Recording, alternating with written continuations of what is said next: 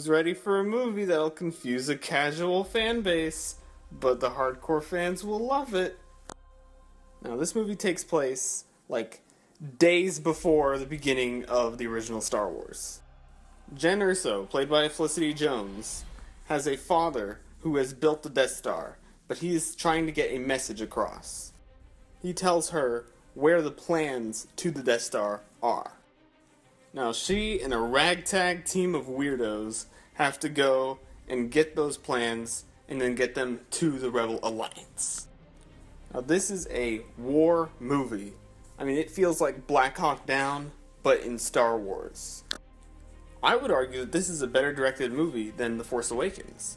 And it just... because every single thing about The Force Awakens that looked great is amplified by Gareth Edwards' interesting, visionary style as a director. Gareth Edwards knows how to make a shot come across as interesting and make it feel real.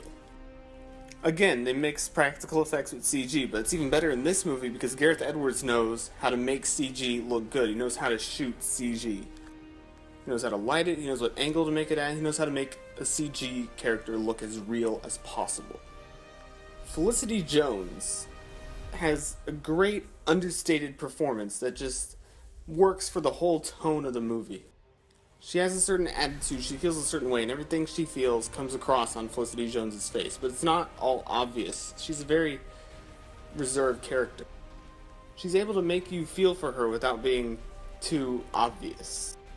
And there are just so many other great performances and characters in this movie. I can't even list them all in one video. But this ragtag team of weirdos, they all just come together in a way where you just feel for each and every one of them, and they're put in this horribly dangerous situation. Some of them get very little screen time, but in that little bit of screen time you get, you come to care about them so much. And it makes these extremely well-directed war scenes way more effective than they would be on their own.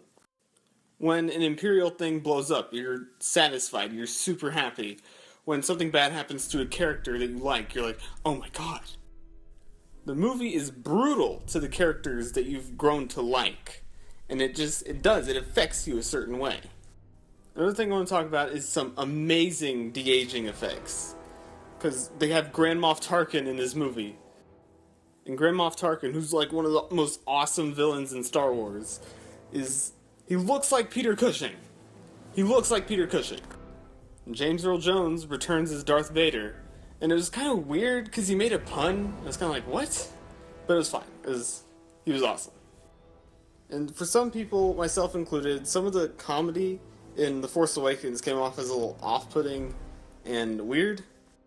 In this movie, the comedy feels very subtle, it feels necessary, and it doesn't conflict with the tone. It sometimes even enforces the tone.